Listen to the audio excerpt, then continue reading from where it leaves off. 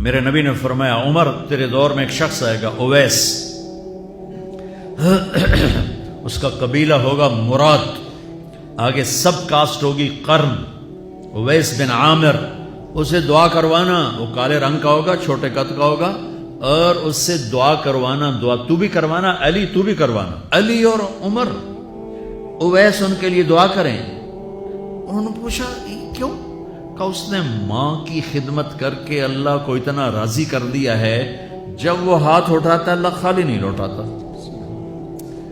اللہ کی قسم عمر و علی کو اویس کی دعا کی ضرورت نہیں تھی، امت کو پیغام دینا تھا کہ مائیں ذلیل ہو رہی ہیں آج، اور باپ جوان اولاد سے چھپتے پھر رہے ہیں، تو میرے رب میرے نبی نے یہ آگے پیغام دینا تھا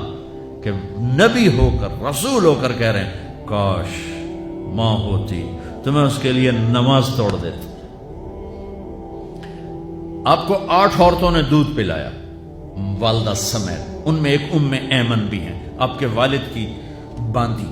تو گھر میں تشریف فرما تھے، ایمن بیٹھی تھی حضرت عائشہ، تو ایمن کہنے لگی یا رسول اللہ پانی تو پلا دیں، تو اللہ کے نبی ایک دم اٹھے، تو حضرت عائشہ ناراض ہو گئی، ایمن اللہ کا رسول کو کہتی پانی پلا،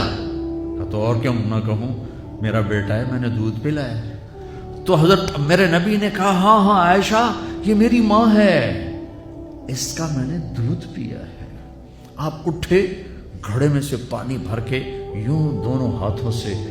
حضرت ایمن کو پیش کیا، جو حبشی باندی تھی، چونکہ دودھ پیا ہے تو ماں کا لفظ صادق آ گیا،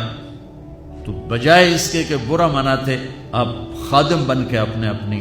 ماں کو دودھ پلانے والی ماں کو آپ نے، حضرت حلیمہ سعدیہ تشریف لائیں، آپ نے اپنی چادر بچھا کر اس کے اوپر بٹھایا۔ ہمیں پیغام دینا تھا، آنے والے زمانوں میں یہ ہونا تھا۔ سبحان اللہ۔ امام ابو حنیفہ کا نام تو سب کو معلوم ہے نا، ایک اور عالم بتاتا ہوں، عبد الرحمن بن ابی لیلہ، ان میں علمی کھٹ بڑھ تھی بہت زیادہ، آپس میں بنتی نہیں تھی، تو ابو حنیفہ جیسی ہستی جن کے کروڑوں فالوور آج ہیں، ان کی ماں کہتی نعمان یہ مسئلہ ہے، جا کے عبد الرحمن سے پوچھ کے آ۔ زندگی میں ایک دفعہ نہیں کہا ماں جی میں اس کو بڑا عالم ہے میرے کو پوچھ لو، کہا اچھا ماں جی، اپنی چادر اٹھاتے اور پہنچ جاتے، دروازے پہ دستک دے کے بھائی مجھے میری اماں نے بھیجا ہے، آپ اس پہ فتویٰ، حالانکہ ان کی اپنی رائے اس کے خلاف ہوتی تھی، لیکن ماں کے احترام میں جا کر ان سے مسئلہ پوچھتے جن سے روزانہ مناظرہ ہوتا تھا، روزانہ کھٹ پٹ ہوتی تھی علمی، ماں نے کہہ دیا جا کر ان سے پوچھ کے آتے تھے،